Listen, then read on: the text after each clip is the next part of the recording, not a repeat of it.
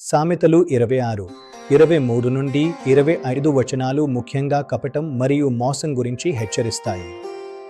లోపల చెడు ఉద్దేశం ఉంచుకుని బయట తీయగా మాట్లాడే వారి పట్ల జాగ్రత్తగా ఉండాలని ఈ వచనాలు బోధిస్తాయి. సామెతలు 26:23 చెడు హృదయమును ప్రేమగల మాటలాడు పెదవులను కలిగియుండట మంటి పెంకు మీది వెండి పూతతో సమానము.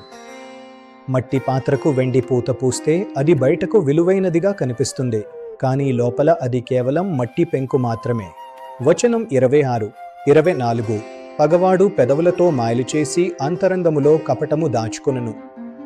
శత్రువు తన అసలు పగను మాటల వెనుక దాచిపెట్టి అబద్ధపు మాటలతో నిజస్వరూపాన్ని కప్పిపుచ్చుతాడు. వచనం 26-25 వాడు మృదువుగా మాటలాడునప్పుడు వాని నమ్మకము, వాని హృదయములో 7 అసహ్యమైన పుట్టలున్నవి. మోసగాడు వినయంగా మాట్లాడుతున్నప్పుడు మనం అప్రమత్తంగా ఉండాలి. అందుకే వ్యక్తుల మాటల వెనుక ఉన్న అసలు ఉద్దేశాలను గ్రహించి వివేకంతో మెలగడం ముఖ్యం. దేవుని వాక్యం మనల్ని ఇటువంటి మోసాల నుండి కాపాడుతుంది.